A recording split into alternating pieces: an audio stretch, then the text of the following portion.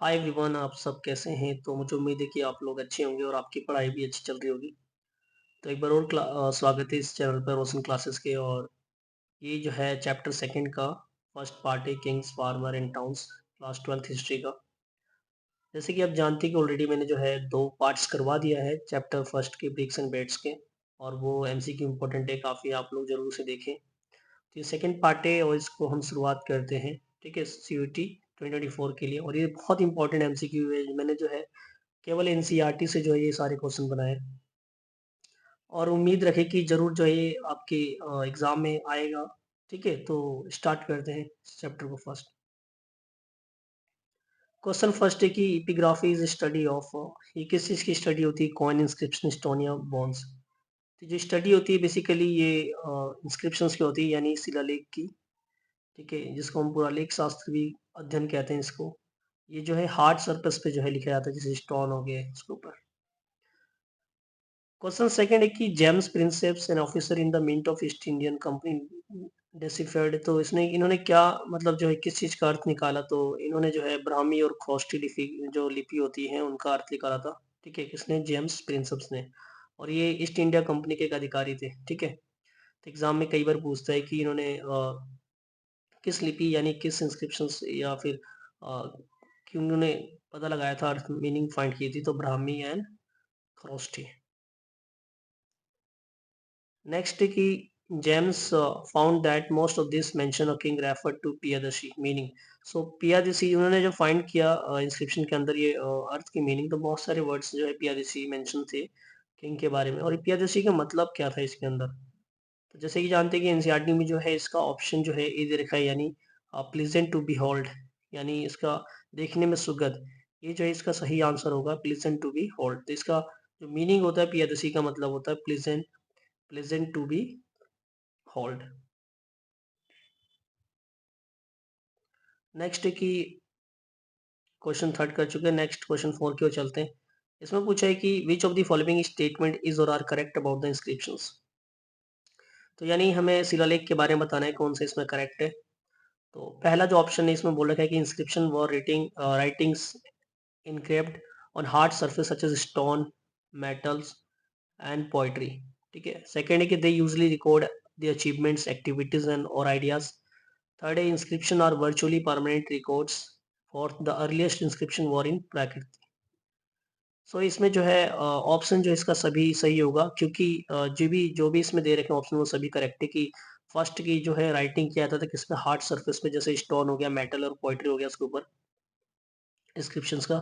और ये जो है अचीवमेंट और एक्टिविटीज और आइडियाज जो होते थे रूलर्स के, उसको मेंशन लिखा जाता था उसपे हार्ड सरफेस पे, स्टोन के ऊपर। और ये यूजली जो है वर्चुअली परमानेंट रिकॉर्ड्स होते थे। ठीक है, ये हमेशा के लिए रिकॉर्ड बनाए जाते थे। और ऐसा माना जाता है कि जो पहले के जो इंस्क्रिप्शंस थे वो कौन सी लैंग्वेज में थे? सो प्राकृतिक में थे, प्राकृत में। ठीक है, सो ऑप्शन जो है इसका सी, थर्ड जो है राइट आंसर होगा, ए बी सी डी सभी करेक्ट है इसके। नेक्स्ट है कि why 6th century BC is often regarded as a major turning point in early Indian history. तो छठी शताब्दी को जो है क्यों ऐसा एक टर्निंग पॉइंट माना जाता है इंडियन हिस्ट्री के अंदर? तो इसके कई सारे रीजन थे, मैं इसमें मेंशन कर रखा है। तो फर्स्ट ऑप्शन है कि it is an era associated with the early state cities and growing use of iron, development of coinage.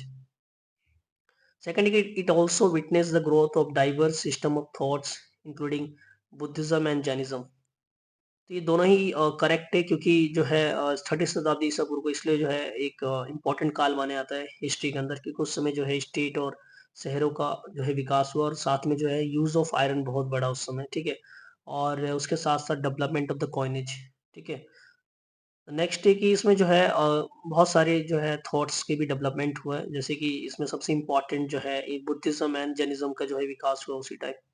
तो इसलिए जो है 6th century BC को जो है एक इम्पोर्टेंट टर्निंग पॉइंट माना जाता है इंडियन हिस्ट्री के अंदर। तो ऑप्शन जो है C is the right answer, A and B. Six question है कि which of the following statement is or are correct about the inscriptions. ठीक है, so most mahajanapada were ruled by the kings, someone, sorry यहाँ पे महाजनपद होगा, यहाँ पे inscription नहीं होगा। ठीक है, ये ध्यान रखना। तो इसके बारे में हमें स्टेटमेंट बताना है कौन सा करेक्ट है। तो most mahajanapadas were ruled by the kings, some known as the Ganas and Sanghas. Second है कि powers were shared by the number of men, often collectively called rajas. Both Mahavira and Buddha belong to such Ganas. ठीक है, तो इसका जो सही answer होगा option D होगा, सभी करेक्ट है। क्योंकि जो महाजनपद जो है रूल किया जाता था किंग के द्वारा, और गाना और उसको गाना या संघा बोलते थे। और जो पावर्स होती, जो सत्ता होता था, सत्ता को शेयर किया जाता था कुछ लोगों के बीच में, ठीक है, नंबर ऑफ मेंस के बीच में, जिसको हम राजास कहते थे। और महावीरा और बुद्धा जो है, जो इन्हीं जो है गाना से बिलोंग करते थे, जो संघ होते थे इन्हीं से बिलोंग करते थे ये सब दोनों, बुद्धिज्म और महावीरा। तो ये ऑप्शन डी इसका राइट आंसर होगा महाजनपद के बारे में।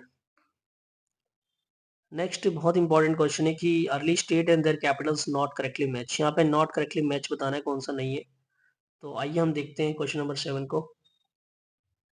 सो मल्ला यानी कुशीनगर नगर ये करेक्ट है। अंगा यानी चंपा होगा इसका करेक्ट। मगध का है राजगीर।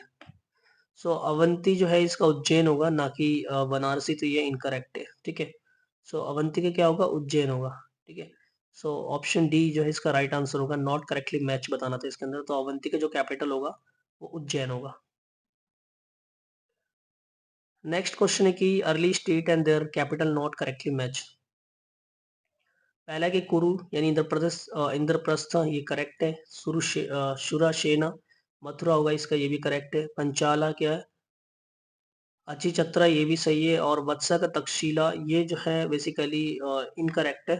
सो एट का जो ये होगा इसका आंसर कौशाम्बी। तो वत्सा का जो कैपिटल है वो क्या है, कौशाम्बी है। ठीक है, तो इसमें जो इनकरेक्ट है ये भी आपका डी ऑप्शन सही होगा। इसमें हमें इनकरेक्ट बताना था कौन सा है। नेक्स्ट क्वेश्चन है कि ओलिगार्की रेफर्स, तो ओलिगार्की मतलब होता है क्या है। ठीक है, इसका मीनिंग हमें बहुत जरूरी है जानना। पहला ऑप्शन है government where single person has a supreme power. तो देखते हैं नेक्स्ट ऑप्शन है क्या, government where citizen either directly or exercise power और elect representative to form a governing body. और थर्ड है a form of government where power is exercise by the group of man.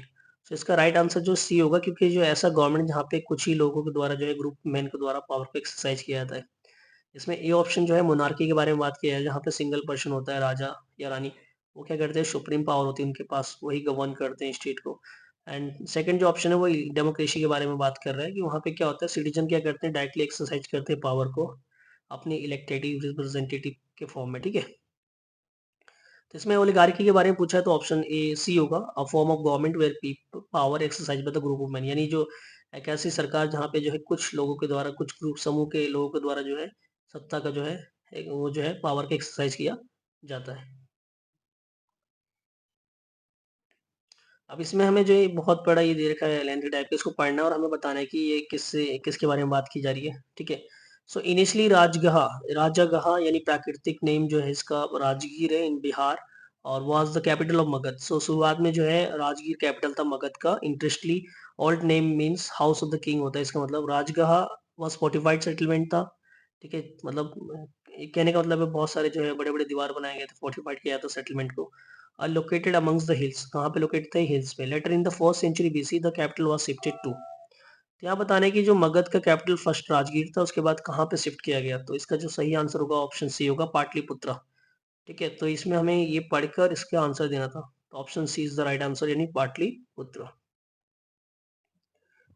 Next की डेस script were used for inscriptions in Afghanistan. कौन से script जो है अफगानिस्तान के इंस्क्रिप्शन में यूज किए गए थे, तो अरामाइक, ग्रीक, प्राकृति, संस्कृत या खरोष्टी। तो इसका सही आंसर होगा अरामाइक एंड ग्रीक, ये यूज किए गए थे। एग्जाम में बहुत पूछते हैं क्वेश्चन, तो ऑप्शन ए जो है इसका सही आंसर होगा। नेक्स्ट अगेन तुम्हें पढ़ना है और उसके बाद आंसर बताना है। Ashoka was the first ruler who inscribes his message to his subject and official on stone surface, यानी इसको पहला रूलर माना जाता है अशोक को, जिसने जो है मैसेजेस को जो है अपने स्टोन पे लिखवाकर सरफेस के और लोगों को मैसेज दिया।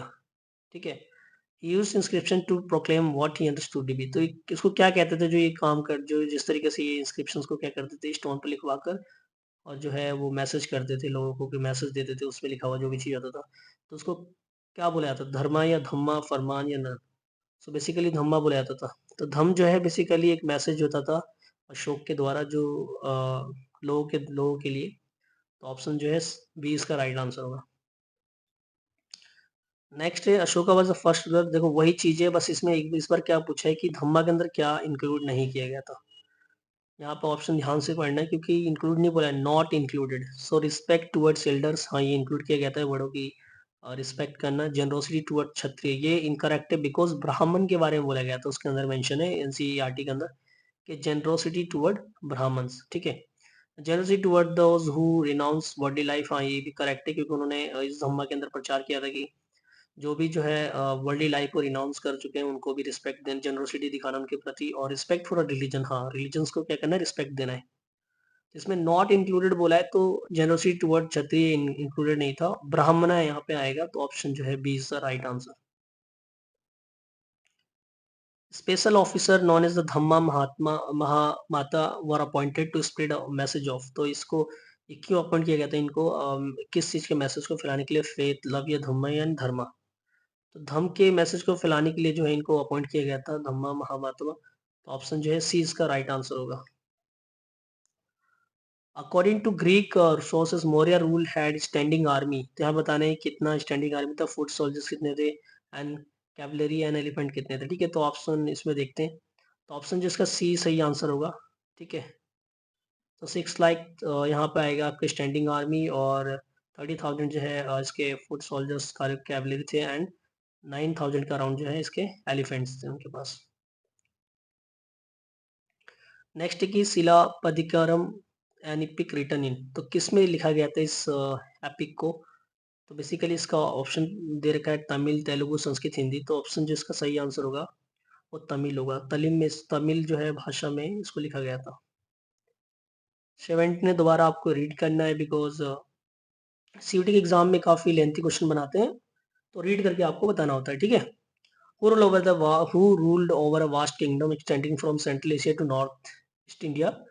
History has been reconstructed from inscription, textual tradition. The notion of kingship they wish to project are best evidence in coinage and sculpture.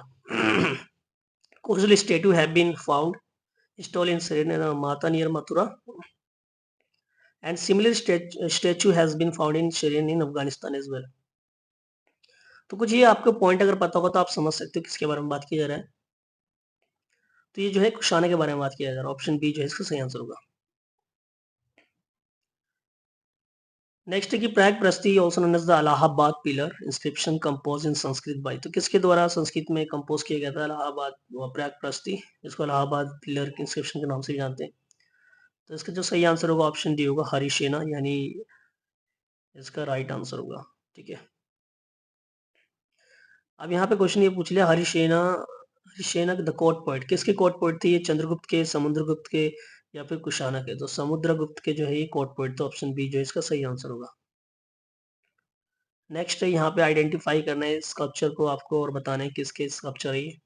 Option दे रखा है sandstone sculpture of Kushana king, sandstone sculpture of Gupta king, sandstone sculpture of Maurya king. तो इसका जो सही उत्तर होगा वो option A होगा क्योंकि ये कुशाना किंग का जो है सैंडस्टोन स्कल्पचर है।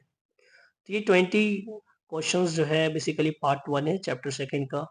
मुझे उम्मीद है कि आप लोगों को ये पसंद आएगा। Thank you so much.